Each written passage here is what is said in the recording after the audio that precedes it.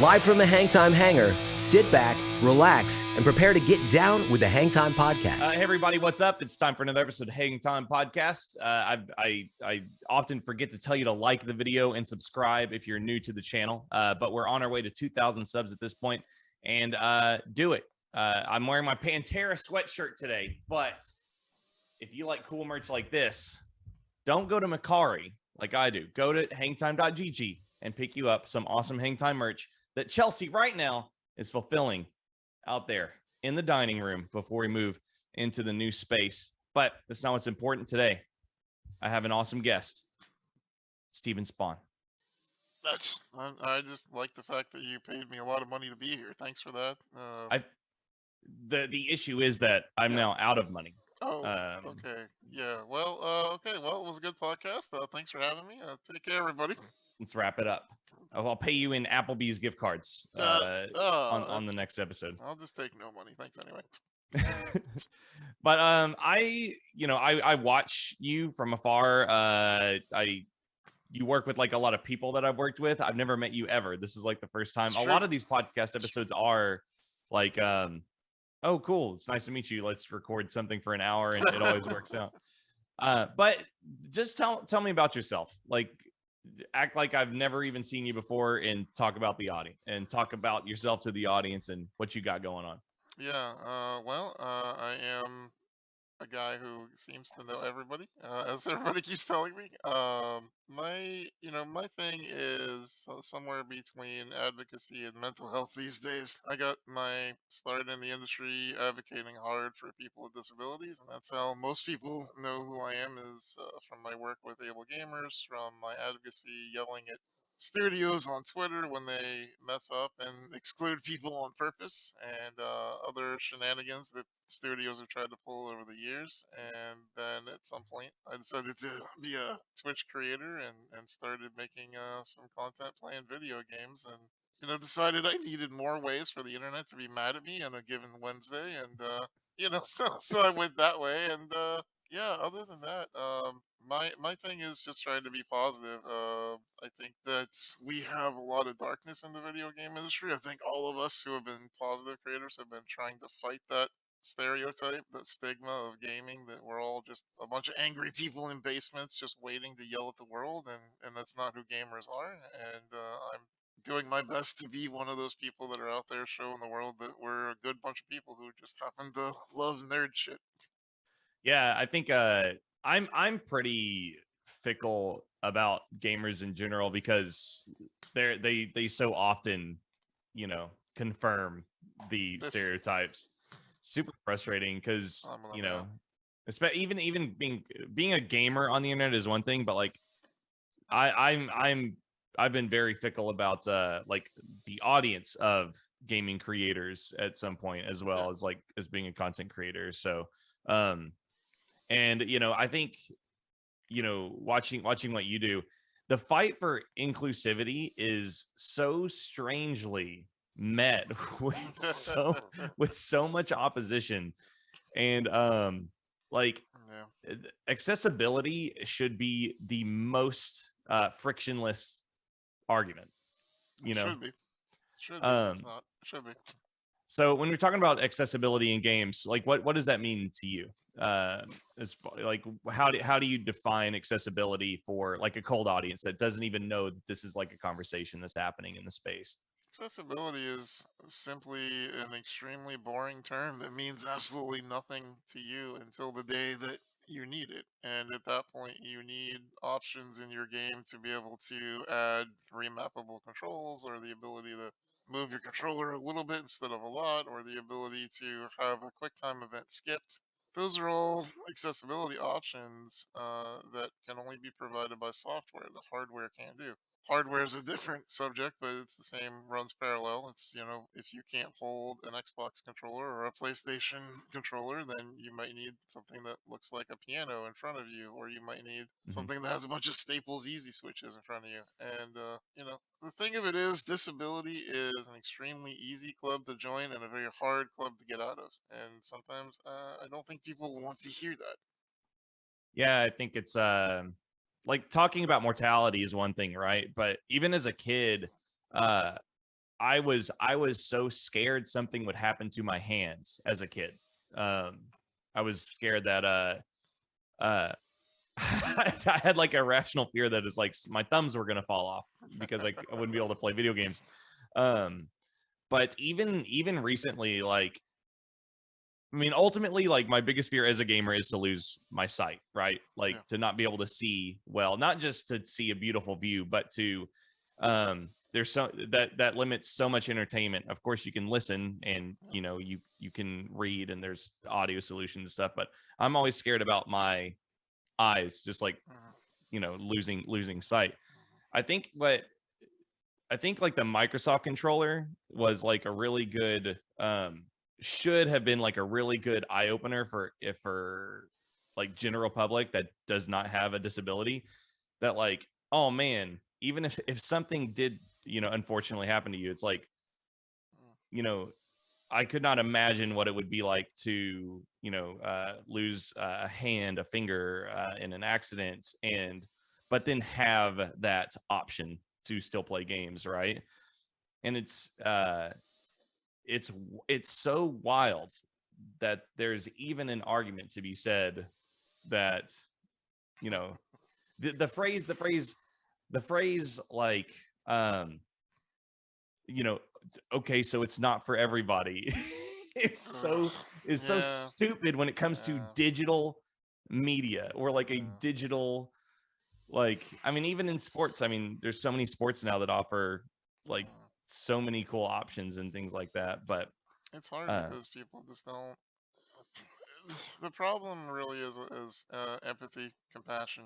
yeah, There is a problem we have as society in general, where we have very much a difficult time empathizing with people who are not in our shoes, who are not in our situation. We have some problems with reaching out to the other side and being like, hey, what does life look like from your lens? And unfortunately, disability is just another one of the minorities that have really, really fell hard to that way of thinking. Where if you're not disabled, it's an us versus them kind of problem, and it's yeah, not. We're all humans. We all have different struggles. Um, but the Microsoft controller is a great example, right? It's so we worked at Able Gamers for 3.5 years in secrecy with Microsoft to create that controller. I was one of the very first people outside of Microsoft to see the controller. My favorite anecdote, which I just love talking about, is they pulled us in so early that they actually couldn't show us the prototype because the lawyers said that we weren't allowed to see it yet, even though they wanted our help. And so they pulled in me and my coworker Craig Kaufman, and we were in a Zoom call, and they were like, "Yeah, there's a problem. The lawyers won't let you see this thing yet, but it's right here." And he points off screen, and I'm like, "Okay." He's like, "Well, we yeah. have an idea." So he picks up a yellow notepad and starts drawing the controller, and like makes a 2D drawing of this controller so we can see it. And like we were like, "Oh, okay. Well, if you do this and this," and so we got to tell them all kinds of feedback, but it was great. The freaking lawyers always getting in the way. Yeah. But part of the problem was, the marketing that Microsoft did was like, if you're disabled, this solves your problem, like as if it's a Hmm. silver bullet for werewolves, and it's like Hmm. it's not quite how it works. Yeah. So what I do know about the Microsoft controller is that it's like it's one solution that offers kind of like a hub for then you Yeah. to make Mm-hmm. adaptable hardware for, like, you can plug in like larger buttons Mm-hmm. or different controllers into it to uh give you options, like Yeah. options to control with your feet or like, You use your but mouth, you can use your yeah, eyes. There's a lot of cool things you can plug into it. But if you're a disabled person and you buy one from Walmart, just straight out of the box, it doesn't help many people. yeah, Not a lot of people that it helps by itself, and that was kind of one of the downfalls. I understand from a marketing standpoint why they didn't advertise that, but I wish they had been a little bit more clear about, it takes some expertise to figure out how to use this thing. yeah, like you'll have to, let's say if you have a child that got sick and you're looking at it, it's not like you just open it up. You're going to have to do a lot of research and YouTube videos and online tutorials and get involved in like the community to understand like how it works and things like that. Yeah, absolutely. Yeah. But it's not all doom and gloom. I mean, the great thing is that we have made a lot of progress there, and you know, I fear that in some ways, we've hit a strange point in the industry where a lot of the people that are going to care about accessibility already do, and the ones who are just not interested have probably tuned out of this podcast already. Like it's just not, Oh yeah, you yeah, know, yeah, that's unfortunately kind of where we're at there. yeah. Because it's like anybody that's not like ingrained in it has already they're over the conversation, Yeah. right? Yeah. Do you think that like the Microsoft controller had anything to do with that specifically? I don't think that it. I don't think that it necessarily fatigued people. I think that a lot of us were happy to see, a Super Bowl commercial, whether we agreed with how it was done or not. Yeah, I think that what has really led to a lot of the fatigue is the Sekiro conversation. yeah, For those of you who are not in the know, essentially people like me go out there and yell about how this game that's meant to be hard should have an option to be played easier, and the people who love the game in its core don't want that to be a thing. yeah. And Because it takes away from them right. somehow. Yeah, well, So, they build their personalities upon it. I can yeah, beat Dark Souls, therefore I'm a valid human, and it's yeah. like, well, that's not it's not a good way to build your personality. You need a little bit more substance than beating one video game. Yeah, it's like if they present an easier option as a player, I have no choice Yeah, but to choose the option. that's right. I think that's the biggest issue with gamers, in my opinion, is the ingranation, if that's even a word, of It is now. yeah, just like I am Dark Souls, Yeah, of course it happens with the most popular nerd shit. Like I am Star Wars. I own Star Wars. Any decision is made has to go through me as a fan. But with games, since it's an interactive medium and that is tied to experience, not just the passive thing of watching, it's I am Super Mario World. yeah, If I don't have my ability to beat Dark Souls on, and like just the asterisk like on hard or on regular difficulty that could exist for them, like the yeah. fact that they could have to potentially say that, the fact that removes part of who they are is such Well, a huge issue. you could imagine I've gotten pretty good at having conversation with people about things like that, and the thing that continues to strike me as interesting is people will, let's say you and I are having a conversation. We're at a PAX. We're just like meeting in a line and saying hello, and we're making small talk that really doesn't mean much. You might mention to me like, yeah, I love Dark Souls. I've beaten all three of them. They're amazing, and I love this boss. But the key is in the middle of that sentence. You'll say to me, I have beaten them. You will not say, I beat all five Dark Souls on super extra hard mode. Like that's not a thing you're gonna say. You don't. No one Yeah, cares. And yeah, and so you might be proud of it. It might be something that you did, but it's not generally the flag that you run around yelling. Usually you say you beat something or you didn't. And yeah, so it has never made sense to me, that as well as the counter argument where people would be like, "Oh man, Steve Spohn, F that guy. He just hates Dark Souls." I would not be arguing to make a game accessible if I thought it was trash. I would be like, well, that game's trash anyway. Who cares? No, yeah, it's yeah, it's a popular game. I'd like to see more people being able to play it. And for some reason, that one just met a lot of resistance. yeah. It's like I don't know. I don't understand how things come to a head or like why sometimes a breaking point hits for some people. But I mean, just baseline. Would you not, if you enjoyed something, like why would you not want everybody to Yeah. like? I wish I could talk to everybody about Dark Souls or Bloodborne. Like I wish Chelsea was good at it, my wife, so we could just Mm. talk about Bloodborne all the time, right? But I don't know, just that to gatekeep to gatekeep against the ability to play something is just such a strange hill to die on. But I don't know where gatekeeping came from, but it's in everything now. It's in all of our yeah, niches that we love, and there are people who just want to keep other people out, and I don't get why. yeah. I don't think we'll solve it by the end of this podcast. So let's change it. Let's change the tune to something a little that you probably haven't talked about as much, because I don't want to just like Cats? You want to beat talk about you. cats? That's Cats? yeah. Let's talk all about cats. Cats are Okay. great. 45-minute cat podcast starts now. Okay. All right. What's your favorite kind of cat? I just take it seriously and don't give into the bit. That's great. I think that cats are amazing creatures, and that they're probably going to take over the world one day if they haven't already. Maybe we just don't know it. Who knows? Well, I think cats suck, and Okay. I Well, think I'm the only person on earth that should be allowed to have one. that's an interesting take, and I look forward to the angry ladies that you're gonna get. We'll see how the comments hate me. Okay, so Yes. you were talking about how like you got access to like see how what is the journey like from advocate to like premier authority? How does that uh, happen? don't shut up. That's pretty much Yeah. the main thing. I mean, I think two things. I think it was for me. My journey was a lot of a kind of perfect storm. So I got to get in on the ground floor of this idea by a great man named Mark Barley, who had a vision for a charity that would help people with disabilities be able to play again, and that just continued to morph into an organization that gave out controllers, to an organization that tried to help the industry get better, to an organization that then tried to do peer counseling. And we continue to add more and more things as an organization.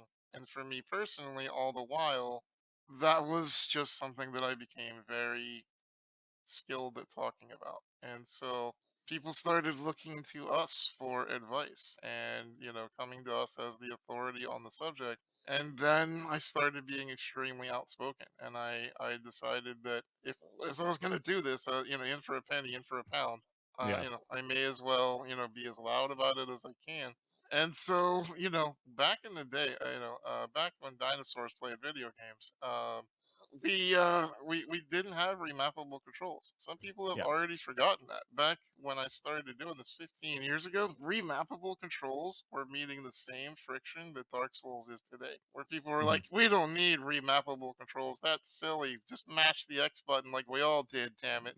Yeah. And so, that's sort of how you get to be that authority. Is you start out in the beginning and you just keep yelling. Yeah. So like these organizations snowballed like whenever there's zero hardware and like the software is incapable of change at the point, because even we play like sometimes we'll play PlayStation 2 games and shit on our channel and we'll go in and we'll be like, well, that feels like shit, Yeah. like let's just go into the convenience of looking at the other control screens and there isn't any, Yeah. or there's no subtitles. Like, yeah, I mean, Yeah. there's games from 15 years ago that don't have subtitle options. Like it's people forget about that. Even like our chat, just for convenience sake, will be like, can you turn on subtitles? And it's like, this doesn't have subtitles. This came out in like 2008, Yeah, this is before accessibility existed, apparently. Yeah. Yeah. But what I don't know if you know this since you you got involved later, but like what was like the first, like what were those first solutions they were offering like people with disabilities for like accessibility? So, the very first one surprises a lot of people. Actually, Nintendo was one of the first ones that ever had any kind of solution for people with disabilities to be able to keep playing their games. They had a really cool PVC pipe, like bent, almost like a horseshoe bag for a horse to feed out of. And you put it around your neck, and it would hold like this giant controller up to your lips, and you were able to move your neck and move your mouth around in order to control the Nintendo. And Oh, that's awesome.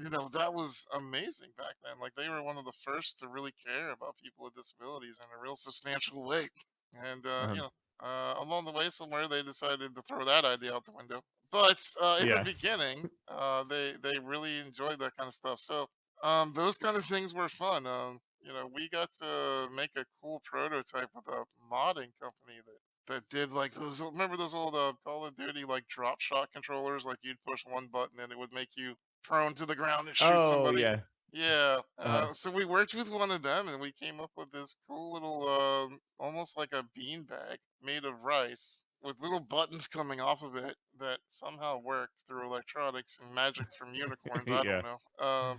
But it was the silliest little thing, and it was sort of like the first version of the Xbox controller. And so there's been a lot of iterations of games, and how controllers have come along. And it to me, it's always been fun to see. Disabled people are the most ingenuitive bunch of people you're ever going to meet. It's a Yeah. matter of looking at the world differently. And if you ever want to learn how to get something done differently, just look at a disabled person because they probably got it figured out. Yeah. Like, so my dad had a stroke when I was like 1. So he had the stroke like killed his right arm. So his arm was just kind of like stuck. Yeah, I got you. He could like barely move his fingers and stuff. But we would play, like he would use, I had a fight stick for Sega Genesis, big stick, Yep. giant buttons. Like that's how we would play. But besides like an event like that, I was just like completely unaware of like the beanbag sounds interesting. I guess like since it's malleable, you can like put it in any position kind of. Yeah, the kind of idea of it was just having a giant thing that could balance anywhere you want it to be. Mm-hmm. And You could so, rest it on a yeah, like you could just rest it on your knees or your table or whatever. And also, it was like we were in the middle of a convention that was like not about video games. So there wasn't a lot of electronics just laying around. So it was like, grab a bag of rice from the kitchen and an Xbox board from the back of a controller that we broke open and shove it uh-huh. into the rice and, hope for the best. Cool. Okay. Well, let's talk about your role as a creator now. Okay. What do you do? What do you like to play? You What are you know, making? what am I making? I am sort of bouncing in a world that I don't want to be a networker. I want to be a creator that creates cool things. And part of that is that if you're successful, as you well know in our industry, you need to make friendships with and play with people that have a lot of eyeballs on them, that already have that established audience, so that some people that like them also like you, and then you end up with getting exposure, quote unquote. I Yeah. would do jazz hands if my hands would work. Exposure. Yeah. In that I kind of felt way. them. You, That's what matters. I appreciate that. In that kind of sense, I've kind of stayed away from that, and I've just sort of done my own thing, and been someone who does things like Rocket League and Inscription and Fortnite and PUBG and Teamfight Tactics, and I am literally all over the map when it comes to video games because I, Mhm. I don't I don't care about farming an audience for the sake of just getting eyeballs and getting paid. Yeah. I'm out there trying to be an example of somebody who plays. I was not the first, but one of the first people on Twitch who was, somewhat successful. And while being disabled, Yeah. it's difficult to get exposure if you're disabled because maybe people don't want to watch the kind of games you can play or whatnot. And so there's kind of that 8 ball against you. And Twitch doesn't do a lot to help push people with disabilities, so you're really out there on your own hoping for the Yeah. best. And when you're in that kind of environment, for me it's always been about just play some games and have some fun. Yeah. Especially like with let's say like Sekira's hot, right? Yeah. Doesn't have any, it's like, oh man, I could really grow right now if I could play this game. If I Hmm. could play it, If I but could, yep. Yep. yeah, but even like as a creator, I've never even considered that before. It's like if you're trying to grow as a disabled as like a disabled creator, it's like, well, I can't see because this doesn't have any options. I can't remap these controls. So, and then even Hmm. I've seen like lots of clips of like disabled gamers like owning and BRs and stuff like that. Hmm. Um but even then it's like even being at like a competitive disadvantage without accessibility options, like just the fact and thought that it's like, man, that could limit my growth as a creator, because like even in like BRs, because viewership retention happens whenever you Yep. last longer in Yep. each match. So it's like, cool, there's no options for me to play this fucking game right now, and so I lose a lot. That's true. Yeah. And Yeah. are you familiar with the scare psychology as well? The what psychology? Scare psychology. So No, what's that? there's a very interesting phenomenon. I'm about to blow the lid off of half of the creators here. Okay. So there is a reason that a lot of our big star creators like Markiplier were able to capture audiences and get that loyalty. Number one, they're awesome people who just have great voices and they're fun at games. But number two, the psychology plays a part. So there's this scenario, right? If you want to have a great date when you're taking someone out for the first time, whether it's a platonic friendship date or whether it's a romantic date, you take them to something that's scary. You take them to something that makes you get Hmm. stimuli, right? Because the brain actually can't tell the difference between a scenario that's happening or a scenario that's you're seeing. You're going to go through the same adrenaline rush, the same endorphins, everything is going to come through you chemically that your brain is ready to fight or flight as if you're actually in the horror game. And so there is a psychological phenomenon called shared experiences. When you share that experience with someone else, you two have gone through that together at the same time, same chemical release. It makes you more endeared to that person. So it's a trick that content creators can do. If we watch scary stuff, you're also being scared at the same time we are. So you're then going, "Oh crap, I really like Steve because we were scared together, and that was Uh-huh. awesome." And we lived Yeah. through that experience because your brain doesn't know the difference. So the same thing can actually be carried over to things like battle royales and stuff like that. If you watch your favorite creator have a victory and get a bunch of kills, and yeah, we did it, your brain thinks you did it. Even if you know you didn't, your brain is like, heck yeah, we did. All Yeah. right. And so it makes you happy to watch them. So that's why, gamers who are really, really good tend to get more views because your brain is happy watching in that same environment where it thinks that you're both winning. Yeah. Yeah, I think one thing we haven't really talked about on the podcast that much, we've mentioned it, I've mentioned with a couple of stars, but like the parasocial relationships that we're in, Yeah. and if you really think back to Jacksepticeye and Markiplier and kind of that class, PewDiePie, like that class of gamers, like so many of their most popular videos were scare streams. Of course, an entire generation of YouTubers became successful because of Five Nights at Freddy's. Like Yep. not just the shared experience, but like their fear games. That's wild to think about. I've never really considered that, but at the same time, I think at Hang Time, like, and Game Attack before, we always have two hosts on whenever we can, so that one person can read chat. Like that's like Yep. that's like the biggest benefit of being able to have multiple hosts. But that fosters a relationship with the audience because everybody's getting read basically. We rarely skip chats. We're kind of like, we stream to usually like 250, 300 people. The chat's not flying by or anything, so you can make conversation. But that shared experience is like that's our brand, Yeah. It's not, I mean, it would, it's hard to not call it a manipulation tactic, right? Because I don't feel like I'm manipulating people. I don't think our audience feels manipulated because they're mostly 20 to 40. They're not like kids or anything. But like we have this office construction coming up. Like I want to stream the entire thing of us furnishing the office and stuff like that for exactly that reason, because they support the channel, they are funding it, and as we like launch the brand and build the new office that we'll be in from now on, I want them in it. Like I want them to see the entire process so that they're more invested, so that they will support the channel. They will tell people about how like kind of ingrained we are with them, how there's a as an actual connection as there can be without it being creepy. And fund the channel because we want their business, we want their support, we want their viewership, so that we can keep creating. I think it's all about intent.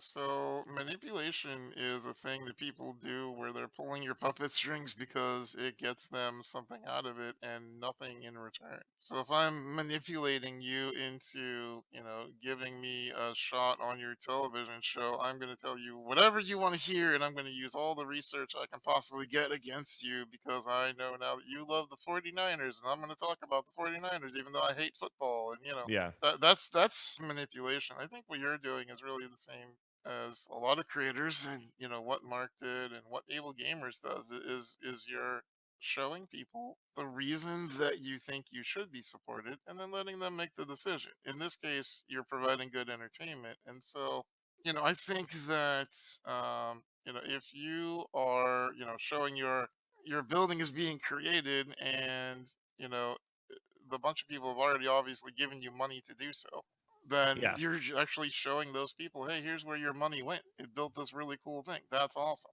Yeah. Yeah, I think is even if there's any like small streamers watching this or like people that are trying to grow their brand, like I've from a live streaming perspective, I've always been like, um, if you give us this money, this will happen.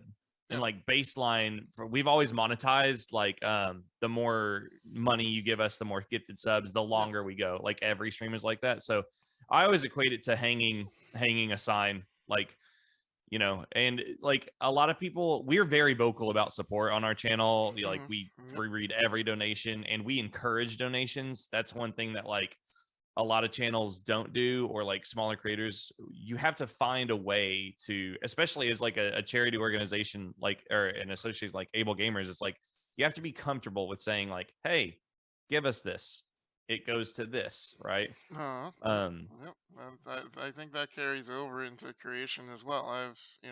I am by no means a master streamer. I have, probably 50% the size of hang time. I don't have a large group of people, but I have a very fiercely loyal group of people. And exactly. Yeah. that's kind of what I've been trying to build. I could have gone into Fortnite every single day for the last 5 years, and I'd probably have a Bruce Green sized chat with 1,000 people. Yeah. But I chose instead to try to build one at a time, read out everybody's messages, talk to people, treat them as humans as they are instead of numbers. And there are Yeah. people like yourselves, like Bruce, etc., who are good at managing to walk the line between being humans and also reminding people, hey, we're your entertainers. The parasocial's real. Be careful. We don't Yeah. know each other as well as you think we do. But I'm your entertainer. If you want to keep that going, then toss a couple of dollars this way. If you don't, well, that's okay. Then I'm gonna go and read a book. You know? Yeah. Yeah. And go back to working at Saltgrass Steakhouse. Oh, it Oh no. hurts. Oh. But I talked with Bruce about that in that and even an episode I did with Greg Miller is like, and of course now it's like Mm, we're just not really scared about speaking up for social issues, injustices, and in the case of like variety streamers tend to foster really, I'm not saying that like solo game like Tarkov streamers like foster bad audiences by any means. I'm just saying that typically that loyalty is a little bit more solid with variety streamers because you have an audience that will mm-hmm. show up.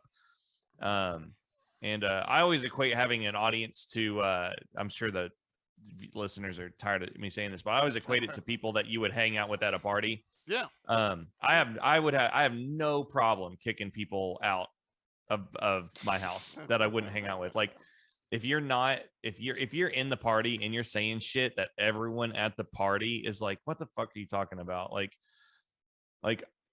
I'll I've banned people from the chat just because I don't like them. Like And that's your right, right? That's you're the lord of your domain. So yeah.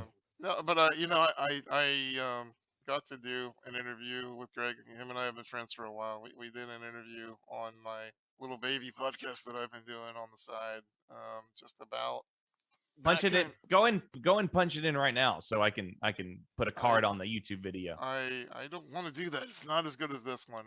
Okay. No, it's but so my angle was a little different in that my chat in podcasting is about mental health, and I really went hard on focusing on why people are doing what they're doing. And so one of the things that we got to talk about was how a lot of people in our industry are very gun shy to lose followers based on their opinions. And Mhm. then what happens is you hide that for a very, very long time.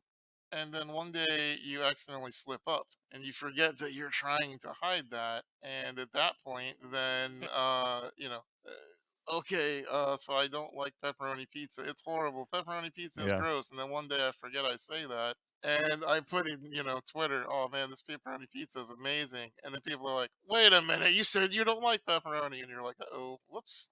So, Yeah. it being that fake and being that, kind of personality has never jived with me. I've always been like, listen, here's who I am. It was Yeah. actually, I don't know, if you're friends with Andrea Renee, but she's great. Um, I've met Andrea a she's couple of so good. times. I've been on some Twitch stuff where Mhm. I've hung out with her like at industry events and stuff like that a couple of times. She is awesome.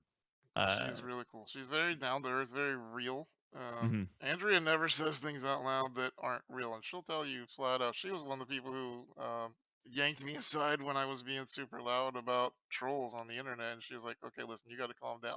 Like, 'cause Oh I yeah. just kind of went too hard into the sword fight, and pulled me back from the brink. And she's someone who taught me an interesting thing. Because I was complaining about this stuff with her one day, and she said, "Well, you're not actually a variety streamer. You're a personality streamer." And I was like, "Well, what's the Yeah. difference?" She's like, "Well, a variety streamer is someone who plays whatever's hot at the moment to try to catch the currents. You play things specifically to farm people. If you're a personality streamer, then people are there for you. They don't really care what you're playing. They care about you." Yeah. Yeah, I think variety streamer is probably a dangerous term. I say it now out of habit, but yeah, I know exactly what you mean. Like they'll be like, and I think I think that's when people say they're variety streamers, that's what they mean. But I Yep. think we should normalize that as a because there's a differentiation with big streamers that will hop game to game, Hmm. ride the meta, right? Yep. Yep. Then like we're gonna play Max Payne all week next week, like the first Max Payne. Yeah. Like, you know, while that is a variety game, it's like we have to have personality to be able to play that and people come watch it, right? Right. Um, Exactly. I think some and he, I'd love to hear your opinion on this.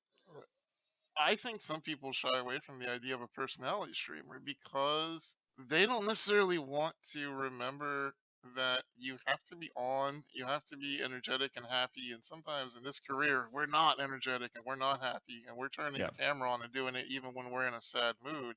And so yeah, I think some people would rather think people are there for the games and not them. But the truth is, for most of us, particularly under 100 viewer streamers, I think it's important to remember people are there because they like whatever you're doing. And if you yeah, start changing, that may change who views you. yeah. Well, first off, I want to speak to the that kind of secret about who you are type of thing. Yep. Like I have watched many content creators just one day like just open their fucking mouth, and so many people are like, I can't believe I watched you for so long. It's like they feel betrayed in the instant. Yep. It's like, I can't believe, Hmm. but they don't, or that, it's like you changed, and it's like, no, you just found out, Yeah. Right. and that is such a huge disservice to an audience Hmm. to hide behind, honestly, to hide behind your presence as an entertainer without ever speaking up towards anything. Yeah. And I think that that's just really sad, just the betrayal of the audience by not speaking up, or by like fence sitting so hard and then just one day. I think it's very interesting. I think Greg and I talked about that Hmm. when he was on. Um, And I think I did say this with Greg. I will get to what you just asked, I promise.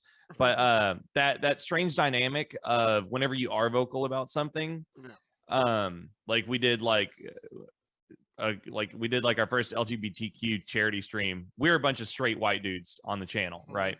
So we did an LGBTQ charity stream. A lot of straight white dudes watch our channel, right? And I had viewers that I had a viewer that had been watching for like years, and he was like, "You've changed. I can't believe that." It's like, what if I don't believe in gay marriage? And it's like that was very hurtful to me, is because it was like, man, you thought all this time just because I wasn't saying anything that like I wasn't like basically a super progressive, woke, liberal commie bastard. Like you didn't know that about me.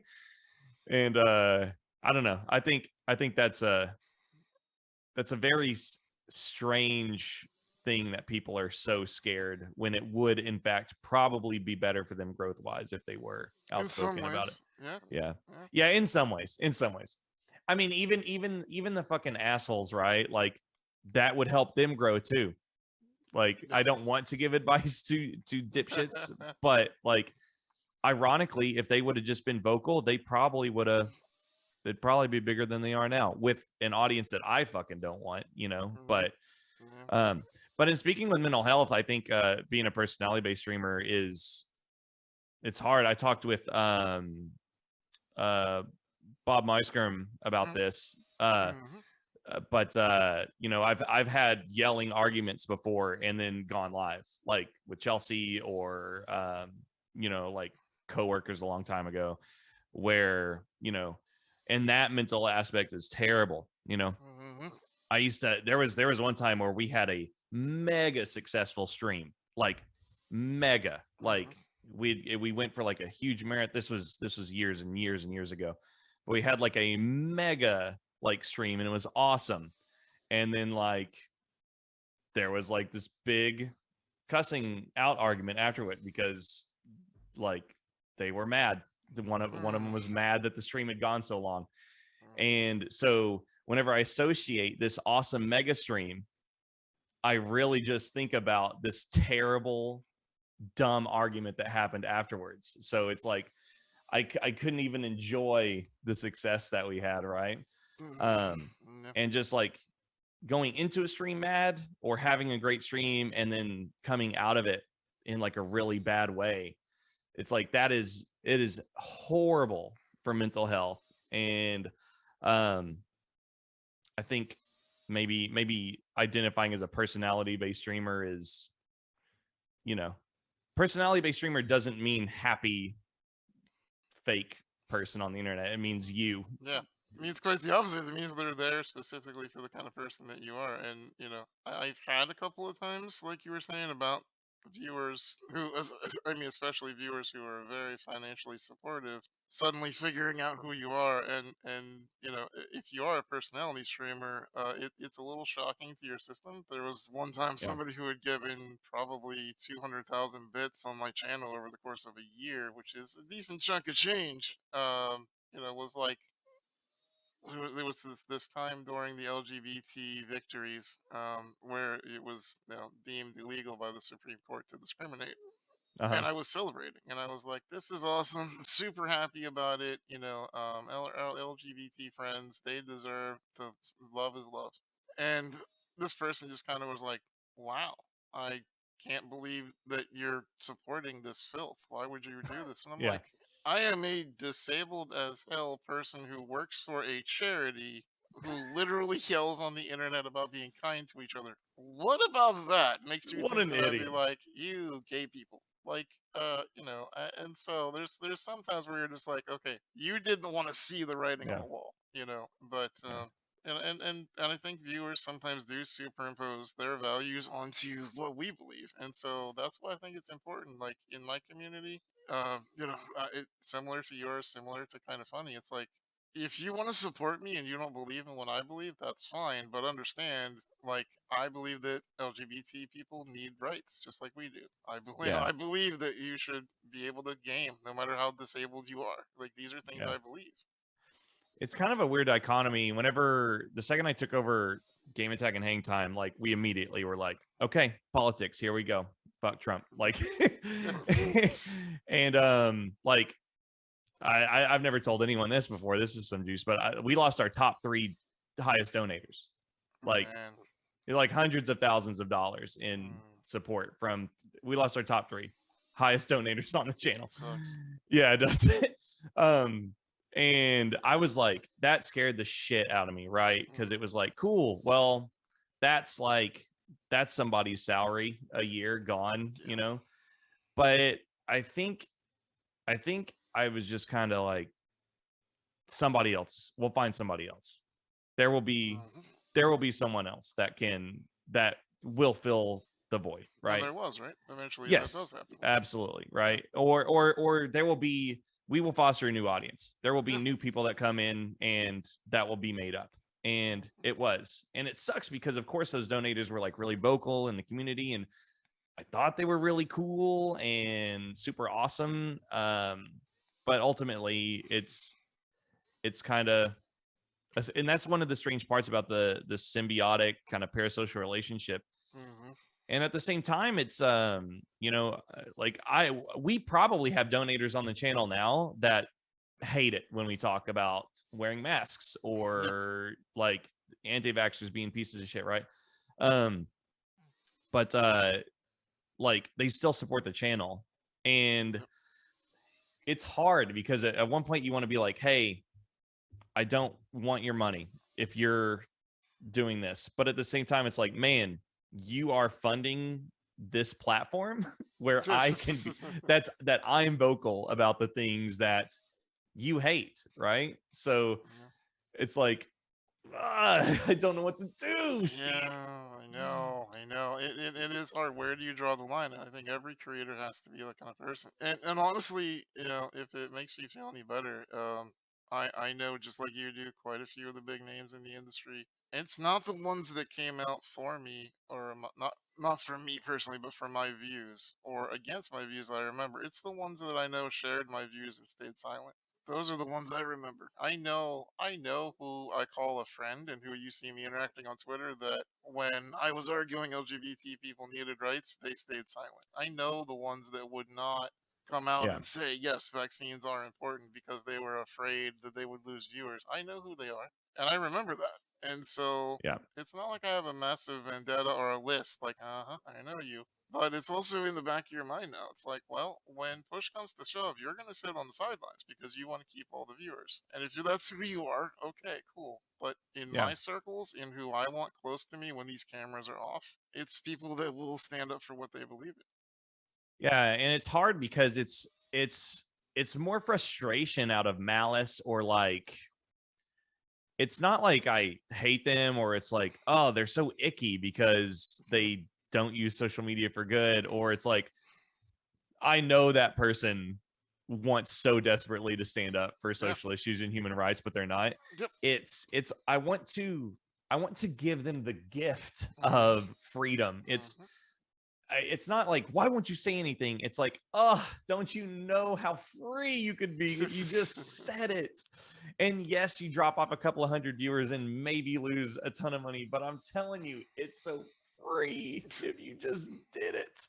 It's freeing, and then you find your people. Of all the subjects I harp about on Twitter, and I really do want to push more into mental health and writing books about it. You know, there have already been books written about the phenomenon that is finding your people. Why some content creators are so focused on casting the widest net, I cannot understand. Like, because, and simply because I know ad revenue is important, but here's the thing. At the end of the day, if you only play Tarkov and you never give any other semblance of who you are as a person, and that's all you ever do, then the moment Tarkov goes away, you lose 80% of your support. Or the moment you come out and say, I'm this political view, you lose the other side. Like, just be who you are, and let the people who are on your side come to you, rather than trying to, you know, please everyone and end up pleasing nobody. What was you don't have to get into it like deep or anything, but like, what was so you said that Andrea was telling you like not to go so hard. You don't have to. I don't really care like what it was about or anything. But like, if you want to talk about it, that's cool. But was it just her that was kind of like the humbling, like that outside perspective of, self-reflection and kind of controlling because of whatever middle ground it was that you hit? Social media is a strange animal, particularly for people that never had power. So I am a straight white dude, so I've obviously got some privilege and whatnot, but I am also profoundly disabled. So people have always looked at me as someone who is disabled, and there's a large segment of the society that discounts you the moment they Mhm. talk over you to your standing companion to ask you to ask what does he want for food, or that kind of thing. Oh my God. And yeah, Oh, that I'm so fucking pissed. God almighty. happened to Oh me man. more than a dozen times, my friend. God, Yep. fuck. So when you live that life and that's your existence, and you go onto social media and you get followers, the power of having that voice begins to get to you, because suddenly you've lived a life where people ignored you and now people are listening to you. And so you begin to go a little bit like, wow, I have this power, I must use it, and I must use it for good. And then you kind of pick it up like a sword and start trying to wield it. And Uh-huh. the problem with that is you can go too hard into it for a while there. There were people who were saying awful things to me, like, that I'd be easy to kill because I can't defend myself, and those kind of really messed up things. Yeah. And anybody who follows me on Twitter knows that I am actually pretty good at dunking on trolls. Uh, Hmm. and the problem is with being good with it, you start doing it too often. And Oh then, yeah. and so, Andrea kind of was like, listen, like, I love the crap out of you, but I'm going to mute you if you don't stop, because you're literally dunking on people like 4 or 5 times a day. And it's like, yeah, but they all deserve it. And she's like, they do, but you're also amplifying them. So, Yeah. remember that when you push the QT button. And so, Yeah. she really had a heart to heart with me about it. But yeah, unfortunately, sometimes social media is a bit of a double-edged sword. Yeah, I think there's a power to the following, right? Where I did that whenever we rebranded. There was like a lot of, of course we rebranded, and I killed a legacy of 15 years, Mm, just because it needed to die. And there's a lot of our audience who was like enmeshed with Game Attack, and it was like associated with Screw mm. Attack and shit like that. So a lot of weird shit, nothing like you've gone through, trust me. But yeah, I was dunking on people like left and right, and it was so much fun. And because fuck them, right? But Chelsea reminds me of this all the time. But there's a place where dunking becomes victimizing, pretty easy. It's an easy transition to miss as the creator, Yeah, right? yeah. Just the other day I did something that I regretted like really, really bad. We got into like not like an argument, but like we got into some argument with a person in our chat who was saying that like Wheel of Time was more popular than Game of Thrones. And we were like, okay, cool. But like Game of Thrones is a show, and like nobody knows what Wheel of Time is. Everybody knows what Game of Thrones is. And he was really passionate about it. You could tell he loved Wheel of Time so much. And he was just like vehemently like defending like Wheel of Time's more popular and stuff. Hmm. And like I was poking fun at him, Mm, and I was on camera, right? And as mm, soon as I did it, I was like afterwards I was making jokes. I wasn't calling him names or anything like that. I was just like making fun of the statistics, yeah. right? And after I did that, I was like, that is a voice in the chat. I am a person on camera with 250 people watching, right? Yeah. And I think it shares the same on social media, where it's like, it's kind of like somebody comes up and stabs you with a needle, and then you get a sledgehammer, and then you Right. you like hit him in the Yeah. head. That disproportionate response. Yeah. Yeah, yeah. Yeah. Yeah. I There. feel you. I mean, I'll be honest. There are some things that people say on social media where it's like I don't give a shit. Like Hmm. if somebody were to like say something like personally about me that is just like such a deep cut. Like I am not humble enough to just, I'll use it. I'll get a 20-pounder and just whack them right on the head. But there is, yeah, I think Andrea's advice is like a really sound thing, is just to constantly understand that you do have power. But that's a very interesting mental health dynamic for somebody with a disability, you know. Obviously, like the adversity that you'll have to overcome every single day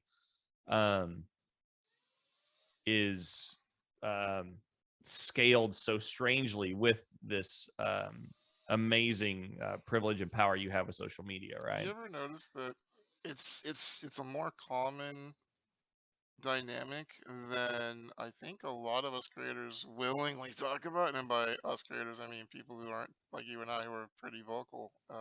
Like there are people out there that you know from talking to them that they grew up with no friends. They grew up where they were sheltered, or they were some type of abuse. They were, either pushed down or in the closets or silenced, and you sort of use that as fuel to Yeah. become someone who is more social, because this is a comfortable environment for you. And so I think that dynamic of once being the person who was shoved into a locker is now the person who is walking around with the crowd of people watching them. I think that Yeah. happens more often than people realize.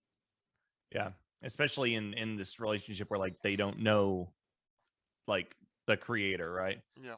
It's like in Cobra Kai when the nerds all go and then now they all know kung fu or karate. Now they all know karate. I'll know And karate. then that dynamic happens where all the nerds you've been rooting for are now the villains of the show. And you're like, what the hell happened here? You don't want to become the monster. I mean, that's the thing. It's the old, anime adage is you don't want to fight monsters so long you become one, right? Yeah. It's a silly trope, but also there's a little kernel of truth to it. There's a little bit of, once you get that influence and you can start fighting the bad guys, you really want to go fight them all the time. And Yeah. it's exhausting, and it's also mentally, it's just tiring because they're never ending. And sometimes you can just start brandishing that sword to the part that you accidentally stab the wrong person, and you're like, oh no, what did I do? Yeah. Yeah. Anytime I've like, there's been times where it's like I've engaged, right? And then ultimately you're giving them fuel to villainize you, right? And that's like, I mean, even though you have the power, if somebody is like harassing you, like you are a victim. But as soon as you exact the power or use your social media engage, it swings so fast the other way. And then they can go and they can talk their shit. And they're right, ultimately. Whereas they could have just screamed into a void alone and nothing could have happened. But particularly on social media, you feel like every tweet that comes across you that everybody's seeing, and they're not. That's the hard part. Is like, it's like you see that tweet where someone's like, you're ugly and you're overweight, and you're like, oh damn it. And like, now everybody's seeing that and they're all going to agree with it, and it's like, no, nobody's actually looking at that tweet. Yeah. If I dunk on it, then a bunch of people will see that tweet. Yeah. It's very strange. It's the hard part about social media and being a creator, is you got to figure out how to use your influence the right way. And I think if we just take those moments and, instead of trying to turn the argument into winning, turn it into a teachable moment. It's exhausting, I'll be honest with you, but it's one of my favorite things to do on Twitter. And I've done this, again, bringing it back circle to the Sekiro conversation. I've had people who have tweeted me being like, you just need to get good, scrub. It's only, and I could be like, block, or I could slam them. Yeah. But instead, I'll be like, hey, why are you saying this? He'll be usually like, get good, you overweight piece of crap. And it's like, okay, you just attacked a person on the internet you don't know. Why? Yeah. Why did you do that? And the amount of times I'll get a response going, oh, I didn't think you'd actually see this. I'm sorry. It's like, yeah, no, I did, and that was hurtful for no reason, and they'll apologize, and it's weird. Sometimes I think we just yell at creators so we think they don't watch their Twitters, but guess what? A lot of us do. Yeah, I think there's a I used to do this thing. I don't do it anymore because it's victimizing the audience all the same. Is I used to ask people if they were okay. Like I get a mean comment on YouTube and I'd just be like, "Hey, are you okay?" And they would always be like, "No, actually, I'm sorry that I said this. I've just been going through a lot." Right. um even then, like, even though that is like a really settling thing to like equalize and kind of just balance the scales, I don't do it anymore because I just ban now and move on or delete the comment, because I don't even want to engage with that anymore, because that's just trying to be, that's kind of gaslighting in some kind of weird way, to just like take their statement or their sentiment towards you and just make them question it. So you gotta use it from the right angle too. It's like you can end up pushing someone and just being like, "Hey, are you sure you're okay right now?" And then they start questioning themselves, and then you go, "Ha, I won the argument." But if exactly. you're gonna do that, like, you have to be willing to go all in. Like, like, all right, what's going on, or are you okay? Like, you gotta actually care. If you're gonna Yeah. use it as a weapon, don't do it. Like, if you're gonna actually try to help someone, understand that you just volunteered to use a lot of your mental bandwidth to try to help a stranger, and if you're Yeah. okay with that, cool, then do that. But understand, like, you only have a finite amount of energy. Is this Yeah. where you want to spend it? That was a big issue I had with my mental health, especially early on as a creator, was picking battles. And you never want to be like one audience member matters than the other, more than the other, right? But I've very many times like offered time to not like a troll, but like maybe an audience member that's watched a long time, and then they said something fucked up, and I would be like, "Hey, why don't you DM me?" I don't really do this anymore because it was killing me, right? Yeah. But I would like actually talk to them and engage with them and understand like what their concern was. Like if a mod has an issue, that is bandwidth that I will afford, right? Yes, Just of course. because, yeah, or certain members in the community that are always nice or been watching for like a decade, right? You get to know I'll them be on a certain level. exactly, yeah. Yeah. But for the rest of it, it is just kind of a, hey, sorry, I can't, Yeah. you know. Yeah. No, there reaches a point where you have to make sure that you put the air mask on yourself first. Mhm.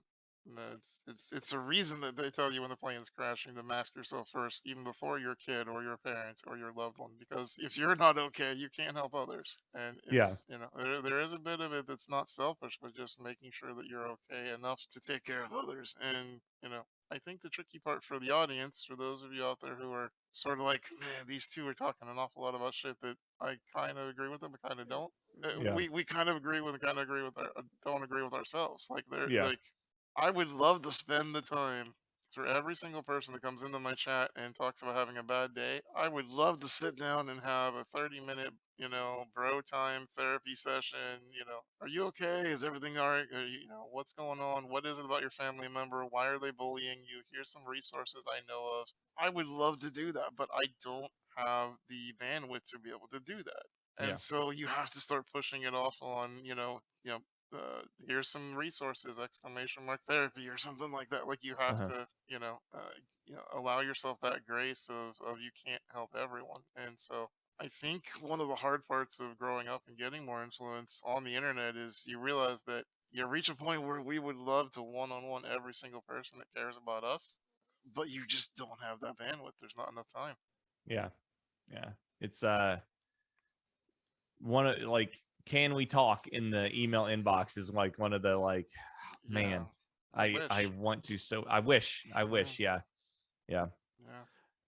Yeah. Okay, so I think what I'd like to do, somehow we're already been going for an hour. I would like to take your nightly questions and fuck you up with some of these, if that's okay. Good Lord. So you do this thing on Twitter every night. I've never responded to one because I've always felt like if I see them every night and I read the replies, but I never really respond. I think I've responded to like one or two of them. But why did you start doing that on social media? So nightly questions actually started from Chuck Wendig. He was doing. He's a pretty decently sized influencer. As y'all might recognize him from the Star Wars prequel books, etc., etc. Um, where he was basically doing things like, what kind of cereal is the best cereal and things Mhm. during the pandemic to kind of get people distracted. But it also made for waves on the internet because people would argue about, some very mundane things. And I was Yeah. like, I like this. So I'm sending him a message. He's a good friend of mine. I said, can I do a daily version of this with a little bit of a different edge to it? I want to be more, heartfelt. And he was like, yeah, Mhm. go for it. And so I did them during the day for a little bit, and then he stopped doing his at night. And I was like, listen, I want to take up this mantle. Like, I want to do nightly Mhm. questions, but not serial. I want to ask, like, how do people feel about themselves when they're low at 3 o'clock in the morning? Like, some real mental healthy stuff. And he was like, absolutely, freaking do it, man. I love it. And so I did. And I've been doing it for about a year and a half now during the pandemic and beyond now, where we're quote unquote beyond Yeah. where we're still kind of needing that introspective. So these questions are intended to give people food for thought about themselves. Actually, you're saying you don't answer them much. I actually have heard that from more than one person who's brought them up on podcasts like this, where they've been like, you do this every night, and I love that you do it. I don't answer them much, but I do answer them to my loved one, or I ask my friend this question, and that's Yeah. actually what they're intended to. They're not engagement farming at all.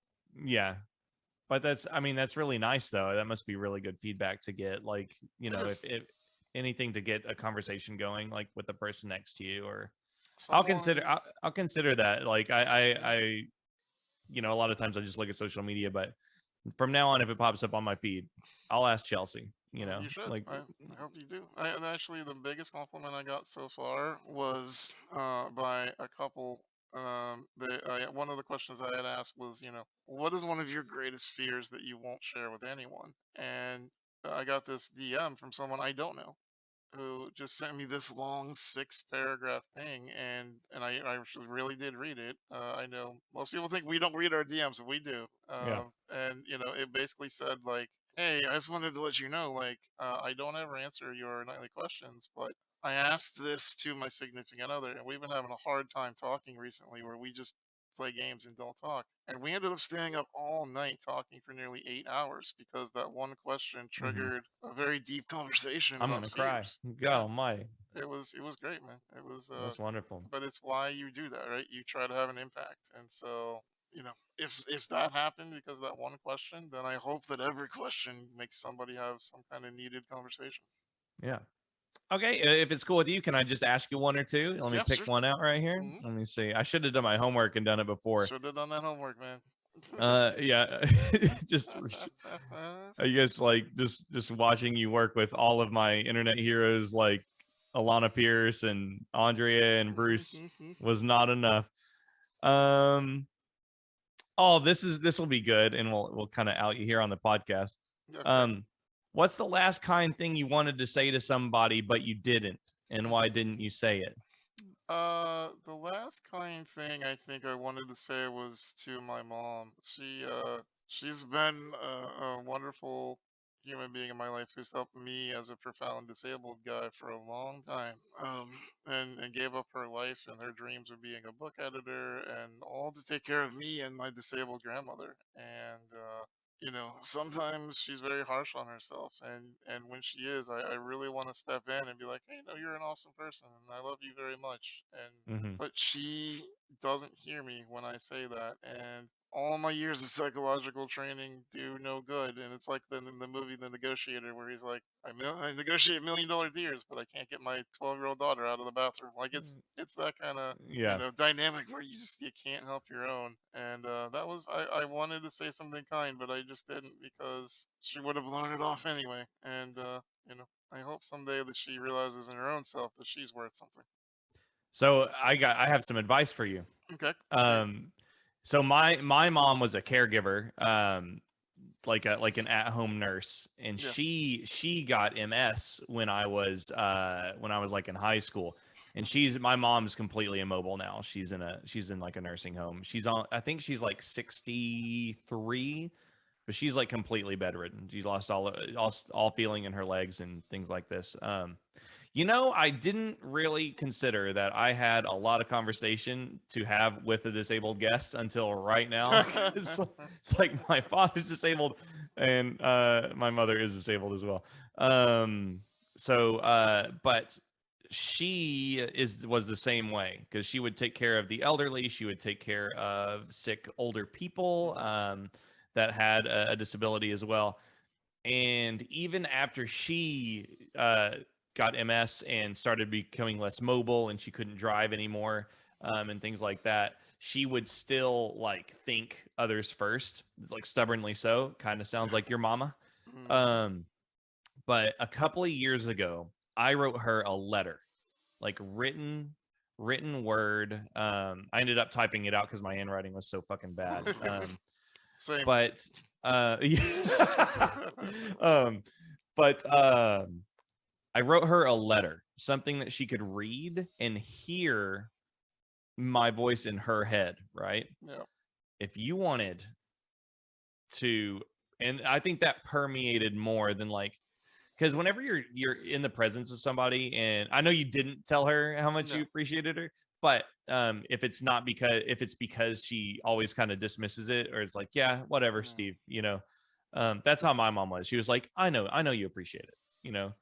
but man, if you wrote her a letter or even like a voice message or something and just dump the whole thing on her, go big with it, just talk about special moments and put it with compassion and just be like, I need you to fucking listen to me. I appreciate you so much, man. That I remember the time I went to visit her at her nursing home after the letter, we didn't even talk. It was like only 30-minute visits because of COVID. I got there and she goes, I got your letter, and she wept for like 25 minutes. And she just kept saying, I just love you so much. And I was like, I love you too, Mom. And we did that for like 25 minutes and then I left. Because the time was up. It ruined it. I mean, it didn't ruin it, but like I drove 2 hours to go see her, and because of the power of written word, other than over, hey, I appreciate you, it just like wrecked her in a good way, I think. Ugh. Well, I mean, I think sometimes we need, whether it's a letter or a voicemail, like I am fully in support of your idea and the gesture that you made. I think Hollywood does teach us that sometimes we need to do grandiose gestures to get people's affections, and that's bad. But I feel Mhm. like sometimes you just need to do something big to get some attention. And I feel like, there is a line to walk there. And, maybe once in a while doing that big thing to let someone know that you give a flying squirrel about them in a world where sometimes we forget to say I love you before you go to sleep. Like, it's Yeah. okay. Yeah, I think even it's like I won't like. So I've found myself like stopping me from doing something because it was like, it's too much like that movie, or it's like it's too hokey. It's Yeah. like there's like a self embarrassment for some reason. I don't know why, but yeah, Gets in your head. It just, it messes with you. I mean, yeah. have you tried to do those kind of grandiose gestures to your wife? Yeah, I mean, I used to early on. I did a lot of grandiose stuff, Mm, and I'm trying to get back in the habit of doing it. Like we went to like Leavenworth in Washington. I surprised her with like a trip for Christmas, which was like it's like a little Christmas town, like a Bavarian village type thing. Um, but yeah, I'm constantly trying to think of ways to say. I've been with my wife for 16 years. We just had our 10th marriage anniversary. Congratulations. Thank you. But yeah, I'm constantly trying to just surprise, and even if it's little things, um, because like spontaneity can be grandiose without having to hire a dance team to come to your front door. You know what I Yeah, mean? So, absolutely. I think um, so. You know what the most interesting stick out there is for me thinking about things I've experienced or read over the years. The romance is such a big part of who I am, as I love to be romantic, even if the dating life has not always been kind to me Uh-huh. as a lucky guy. But I was reading a book one time that was stories from 100-year-olds that had talked Uh-huh. about their lives, and the one that sticks out in my memory the most is this widow. She had married someone who went off to fight World War I, and he was like a decorated dude, and she was someone high up in the fabric industry, and like they had had great lives, and he had done these big trips, and he had ended up being a C5 or C4 in the government, making lots of money, and you know got her these cars and houses, and all grandiose things. And when the interviewer asked and said, well, what is the thing that you miss the most and remember most about your husband? And she thought about it. She's like, anytime he would go get himself a drink, he'd bring me one too. Uh-huh. That was her one thing that she wanted people to know that she remembered. Not the big trips, not the fancy cars or the money. It was, when he got a drink, he got me one too. And like Yeah. that meant so much to her. Yeah. I always try to butter Chelsea's bread at the restaurants. That's like my thing. Anytime if it's rolls or like last night we went to a place that had like scones, I always try to butter her bread first. Aw. But she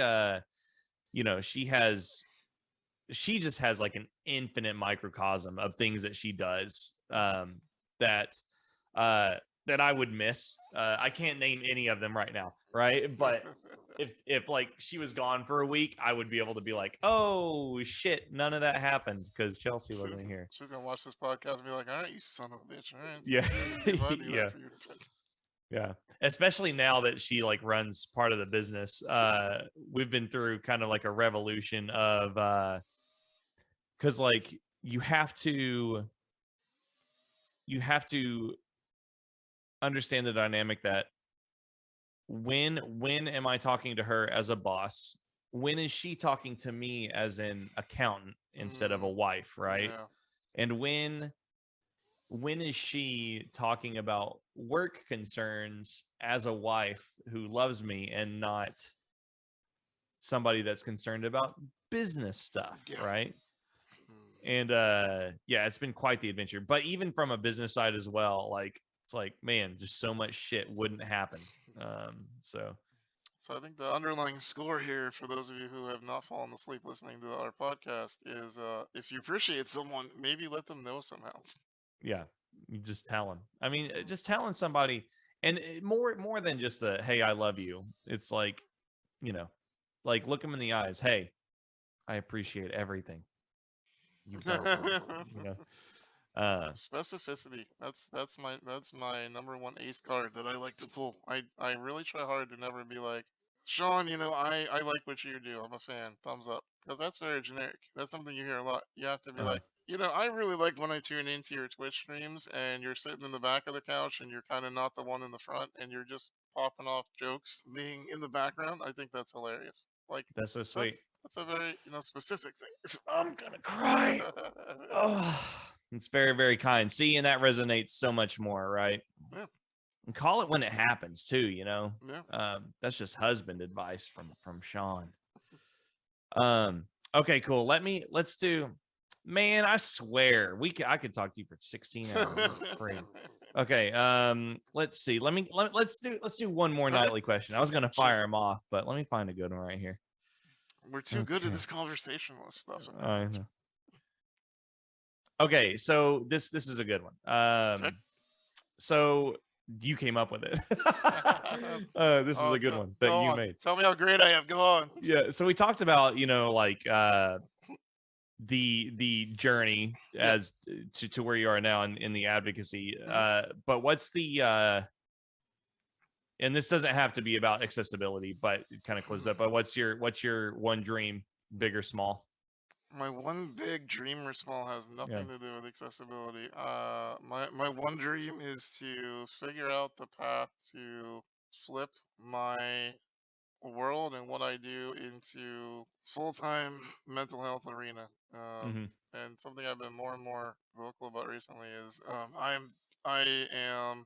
And some people have noticed, some have not. I'm pulling out of advocacy. It is a draining activity that I've done for a lot of years. I did my time, I did my Yeah. progress, and I still help my day job of Able Gamers every day. But me, Steve, as a human, social media is full of people who are either mad at you for doing too much, or mad at you for not doing enough, or mad at you for the way that you did it in the first place. And Yeah. those voices get in your head, and you just get to the point where it's like, why am I doing this? What, the people who I'm Mhm. trying to help are the ones yelling at me. So I know, okay, I can't win. I literally have a screenshot that made me cry and made me laugh at the same time, because it literally was me talking about Twitch accessibility and how I wanted to hold them to a higher standard, and someone yelled at me because I never talk to Twitch and I'm just a Twitch puppet and I never do anything. I overdo myself on Twitch, and I talk about it too much, and that's all I ever do. And then a third person saying, the way I go about it is wrong. If only I would do it this way, they would listen to me more. And I was like, I literally just got yelled at for A, doing too much, A, doing too little, and C, not doing it the right way in a series right Yeah. on Twitter. And I took the screenshot because I had to remind myself, like, sometimes you can't always make people happy. And Yeah. so I decided that what I want to do is I want to help the part that I was struggling with his mental health. Like, I want to swing into that. So my big dream for the universe listening out there is I want to figure out how to get a TED Talk and a book deal, and be able to help people from the disability perspective, because I think people with disabilities have a lot of advice that gets largely ignored, and we see the world a little bit differently than most people do, and there's probably Yeah. some advice there that hasn't been covered yet. Yeah. Do you so you would approach the discourse of mental health from the perspective of somebody with a disability? I would, I would, Yeah. I want people to realize that um, you have a very finite amount of time. And it is something you meet a tremendous amount of pushback on, because nobody wants to think about their own mortality. Nobody. Yeah. So my thing has always been that we all have an invisible clock that's above our head, and those numbers are ticking. Even while we've been having this conversation, we've Yeah. lost an hour and 25 minutes worth of minutes off the clock. And Don't say that. it's Oh true. no. I know, right? Yeah. And Yeah. people don't want to think about it, but it's true. I chose to spend that hour and a half with you, and I chose to give you that time. So you chose to give me that time of yours. And where you choose to spend that time, where you allocate those minutes, that's important. And the amount of people who don't want to view their life that way is astronomical to me. So I Yeah. hope one day that I figure out how to write a book, or I'm gonna write a movie with Alana or something. I don't know. I'll figure it out. But I want to do Yeah. something before my time on this Marvel's up. Well, I have an English degree in creative nonfiction, and so if Alana wants to, I'll write the synopsis on the back if you two want me to. Let's go. Um, but yeah, I think that's super honorable. Yeah, I'm very I always commend like John Reisinger for being so transparent about like therapy and stuff like that. I've kind of picked that up from him.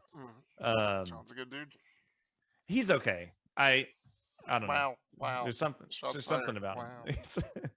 John Reisinger is like, if I could look like anybody, I would look like John Reisinger. Like He's if a I good could looking just pick, dude. Sure. if I could just pick, Ugh. like, I know, so I frustrating. love giving him shit, because he does this to me all the time. He'll be like, "Here's my Instagram full of cat pictures and a topless photo of John," for some reason. Like, wait, Yeah, what? John, what the hell? yeah. What an asshole. Anyway, so tell me your answer, since apparently you read my questions but only answer them out loud, not on Twitter. So Oh man, mine's really greedy. yeah, that's the point of the question. What's your I big mean, or small dream? it's a payout, for hang time that allows me and everybody that works there to retire, Hmm. and then to travel. So would you The- retire, or would you take the money and use it for hang time? I would take the money and I would travel. Like, I mean, I would create on the side, of course, in time, but just to become to, I guess ultimately the answer is to travel the world with Chelsea. Like that is Sweet. the dream, right? It's Sweet. very selfish. It's okay. It's okay to be selfish, though. Yeah. And that's the one thing I hope people begin to realize, or maybe once I make a book out of these questions, I don't know. But like, everybody has different levels of answers to these questions, right? And so, I mean, freaking Ryan Reynolds answered one the other day with a joke. I mean, Uh-huh. he took a swipe at Hugh Jackman through you know Oh yeah. through one of them, and I'm just like, of course you did, right? Yeah. And it's like everybody answers these questions differently, and I think that's what's beautiful thing about asking each other questions is you can answer in whatever frame your mind wants. Yeah, I think like so much of my life and time, like those minutes, right? I mean, it's cannibalized speaking of mental health, like the running the business has even cannibalized like private time. I now reserve specific time slots for myself to play video games off stream, because I would like save games for the audience and then I wouldn't play them on stream, and then I would just go sit on the couch and I would just sulk there on social media for 2 or 3 hours, and then it's bedtime and it's like, oh, I've wasted my free time, right? And then I would be mad at myself. So but to the dream is to take this, whatever time I invest on the internet, to give the people that have helped an out to where they can go be free, right? Like not free, but like to take, you have to have money to pursue a dream, whether it's funding for a book deal like you said, or to go travel. Like to have the money to go pursue a dream is like the only real besides like the old like use my voice to tell anti-vaxxers to go fuck themselves, like besides that kind of glancing deflecting dream, it would be tangibly to like give people that work hard to make my dreams come true money to make their dreams come true. I operate in a very small sphere. I think it's because I'm not very spiritual. I'm not like a big I'm going to heaven for an eternal life kind of thing. I'm more of a like, let's make this the best time we got while we're here. And but just to give comfortability is probably it. That's Very fantastic. small scale. That's a good answer. So there's always been something in my mind that I think we don't concentrate on, right? So everyone thinks about a question like that, and they think that there's actually two parts to the answer, right? What do you want to do with your life, Sean? And then the answer is what you want to do, and then how do you get there? That's the two things you think about. Oh, I want to have Hang Time be a huge show, and in order to get there, I have to do a whole bunch of stuff that is successful and people like to watch, and then that's going to lead to money, and there we go. But you didn't answer the why. And I think not answering why is something we do to ourselves a lot, where we don't analyze our reasons, our motivations, so which can lead to better answers. So, for example, let's take mine just so that you understand what I'm saying here. So, I said that I would like to get a mental health book deal. Well, why do I want that? Because there's a lot of reasons, right? Obviously, the what is the book deal. The how is I have to come up with something good that people want to listen to. But why? Well, the answers could be money, the answers could be fame, could be power, but my answer is voice. My answer is the reason I want to get a book deal and get it out there is because I want people to know that someone with a disability has something worth saying that can help them in their able-bodied lives. That is the why. So if I land that deal and it doesn't get me 7 figures, but it gets me sold out and a bunch of people then see that and I never see a dime of it because I get scammed by my agent, that would still be a victory to me because that's what I wanted to have happen. So sometimes we have to look at our motivations and see if it's money for you, that's okay. It's not selfish. It's because you have an ultimate end goal. If you have something other than money, that's okay too. So I mean, your insight is exquisite. So so now let's adjust my answer with the why, right? Yep. So why through Hang Time, and ultimately it's I want to enjoy as much as life as possible, right? So that's all it is, and that's the answer. And and ultimately it sounds like an even more selfish answer, right? But it's like I want to enjoy the time I have. I enjoy creating. I make money creating. The staff makes money creating, and I hope that leads to an upward trajectory where we enjoy even more life, doing exactly what we want with maybe some kind of amazing corporate buyout of $800 gazillion someday. But at the same time, that dream of enjoy as much life as possible. It's also cool doing exactly what we're doing right now, making a living, making fun content, streaming to 250 people. Yep. That's fine too. That, It takes that the one. pressure. The why takes the pressure off too, Does. in a big way. It So opens up other avenues, and that's why I'm such a big advocate of it, because I didn't think of it for a lot of my first 30 years of life. Was I never really cared about the why. It's just like, of course I want to get rich and famous, because who doesn't? Wee, and it's yeah, like, okay, but why? Why do you want to? And so again, we'll take my example, and you can take yours. Is the why opens up a different course, right? So we just talked about the fact that I'd like to do mental health. I'd like a book deal, and the reason because of that, the why, is that I want to help push the disability community forward, give a voice to people just like me. Well, that actually opened up some side paths, because maybe it's not through a book deal. Maybe I do a movie where you write it and Alana directs it and it ends up being a success. Maybe I end up doing a podcast that's all about mental health. The why suddenly shows you that's my real end goal. So therefore, if yeah, I never hit the book deal, who cares? That's not why I was doing it anyway. yeah. And in my case, the why doesn't have to be with some kind of mass payout or even Right. fame. Really, it's the why is sustaining. Excuse me, sustaining current happiness. Exactly. It's well, what if you get a buyout from CBS? What if you have a millionaire come in and wants to buy you out to go work at a certain show? What if you get hired by, Fear Factor to come back and do the next iteration of the show? I'm I'm Sean Boland, and fuck Joe Rogan. Welcome to Fear Factor. Oh man, And I by would that have comment, fear is obviously not a factor for you. exactly. The first challenge would be like, I'd be like, first challenge I would have Joe Rogan guest star and like be like, you have to eat these cow dicks, and he's like, I don't have to though, and it's like, no, you do. It's like, Here's a pit full of scorpions. At the bottom is a key. Wait, that's a Saw movie. Never mind. yeah. Just make it's like fear is a factor, and but you can't not do it. So it's it's a fear is a defined absolute factor for you.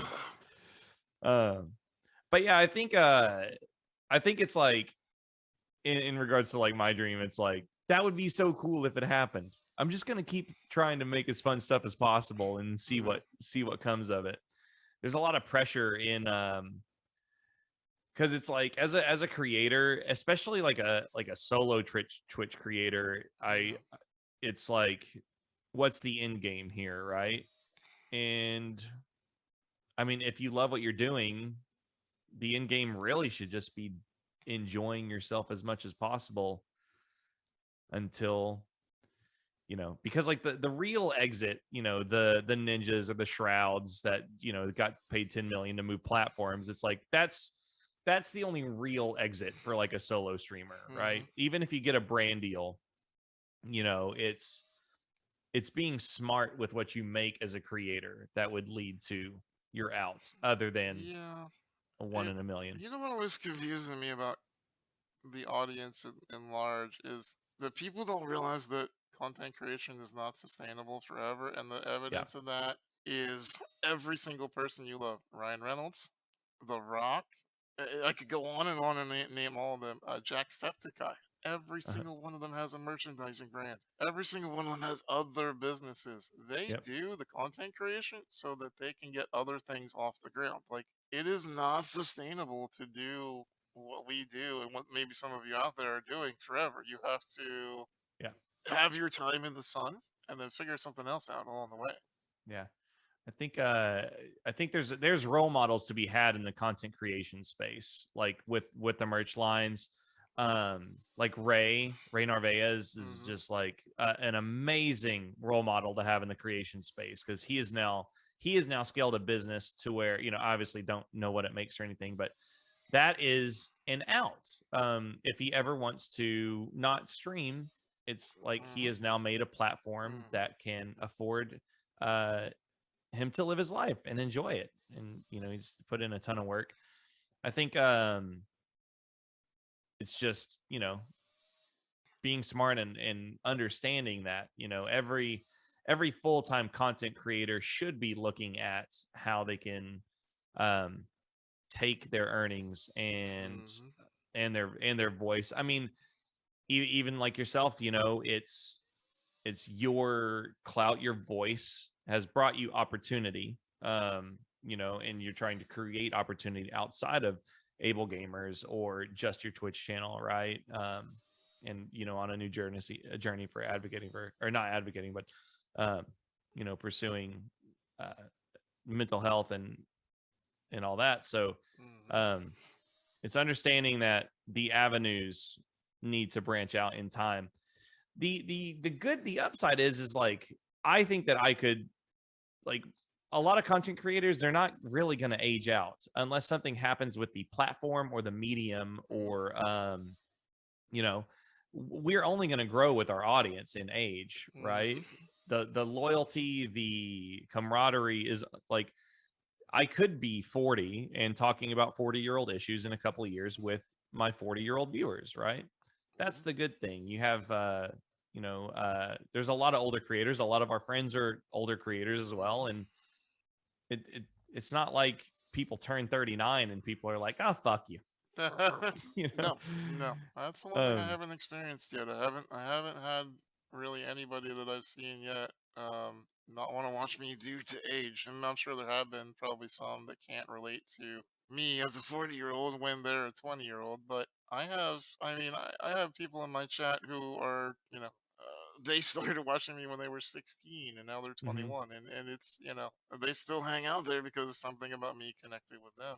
And it's, so I think the important part, do you know Osama Dorius? Yeah. I don't. So Rami Ishmael and him do a Habibi's podcast every week. It's really good. But he's a partner relations guy. He used to be at Warner Brothers. Now he's at Ubisoft, at Unity. Sorry. His statement is maybe the most powerful I've seen on Twitter in the last 2 years, and it didn't get enough retweets in my opinion. But his statement was, the moment you take money for something you love, it is work. Yeah. Very short tweet, and enough people did not retweet it in my opinion, because it is something that we so look over in this world. Is you and I play video games. Are games great? Yes. Are they fun? Yes. But we take money for doing it, and therefore games are work. And so you have to remember that is, when you are taking care of yourself, you're working. You're playing a game now. It's work. Yeah. I think that's what I was talking about, is like, and even enmeshing myself in like personal experience with video games and being like, I can't play this off stream because I could monetize this enjoyment with a brand, right? Or even there was probably a time, it wasn't like I forced guys to, like, I've never forced anybody to play something on stream. You better like this Max Payne, I swear to God. Yeah. But even like encouraging them to play games off stream, and not telling them like, hey, don't save that for the stream or anything. If you want to play it, like, go do it, so you can enjoy things and try to disassociate games from work as much as possible, so there isn't that resentment, I guess. It's kind of weird to say that you would resent something, especially if you're earning money and enjoying it, but it's because it's work now. That's why you start to resent it. I don't know about you, but I also find it's a bit lonely being all cards on the table. I find that if I try to game now where I'm not playing with buddies, I'm playing a single player game off stream, I find that I get very disinterested very quickly because there's no one to share it there with. There's no chat. There's no friends. It's just like, why am I doing this alone? Yeah. I found myself gravitating more to games that are like Far Cry, where it's like, cool, go here, kill all the enemies, expand the map, go look around for treasure. Methodical, not cognitively engaging games at all. Just video games that are motor. Like, I'll go kill these people. I don't care about the story at all, kind of things. And I found it really enjoyable because it's almost like meditative, but I'm also getting the personal release that I don't know if I can say that out loud, but you know, you're getting the engagement and just understanding that this is me time playing this game. This is not work. Just kind of blocking it off has been a really big help. Do something completely different. That's usually my answer. Go read a book. Yeah. You know, like just not work for just a little tiny while. Yeah. Well, this has been the longest episode so far. Is there anything else? Is there anything else you want to talk about while I got you? I am here to answer all of your questions. So, we got what 14 and a half more hours to go. So exactly, we're trying to hit that 16 mark. That's right. No, I think you know, my bag, I guess you could say, recently is just trying to reach people and get them to be a little more empathetic to themselves and each other, and so you know, I always like to joke, particularly, you know, I used to feel like my last name was from Able Gamers. Like that was just my name was Steve from Able Gamers. And I've done my best to draw a line there and say, this is what I do for a living. But it's not who I am and not what I do. So although we opened up this podcast talking about accessibility, I pretty much think the best part of this podcast was from about the 30-minute mark on. Yeah. You know, and I think that's true for a lot of us. And so maybe if there's one message I leave for your audience, it's, you know, don't let yourself get pigeonholed down into you have to do one thing. It's okay to have multiple interests and multiple things you want to do with life. You only get so many minutes on your clock. It's up to you how you spend them. Yeah. I think what I'm gonna do is in the edit, I'm gonna mark that I'm gonna mark it right here, and I'm gonna say, hang on, so 1 hour 40. I'm gonna start the podcast with you saying, I think this is good from the minute mark on, and I'm gonna take all the accessibility stuff and I'm gonna glue it onto the back end of the podcast, like Perfect. from here on out. And that's how I'll post it. Perfect. I love it. Yeah. But yeah, man, Steven, you're pretty cool. Thank you, sir. Same to you. I like you, and even though I just met you, I want you to know I'm really proud of you. Aw, I appreciate that. If your hair is any example of your taste, then you have good taste. So I lost a bet to Chelsea. We did a gamer quiz where she had to like name like flashcards and stuff because she's not a gamer. She had to know who like Cloud Strife was and stuff. She whooped your ass. Yeah, she whooped our ass. Lost a bet. She got to dye all of her hair. So, where can our audience find you? So I can drop it in the description. Yeah, I mean the most prolific place you'll ever see me is on Twitter. Although I don't, I changed how I use Twitter recently, so I don't use it as much being verbose as I did. Now it's just trying to make the world a better place. But Steven Spohn spelled like it's actually properly spelled according to my government, and Steven Spohn spelled phonetically on Twitch, and that's how I'm doing my nights these days and having community games and hanging out with friends and whatnot. I gave Sean the link to my podcast, which is currently on hold as I hunt for a sponsor to pick up the tab to keep the show going. Man, do you think these podcasts are cheap? They're not. They take time and money. Yeah. But it's worth it to get to talk to cool people like you.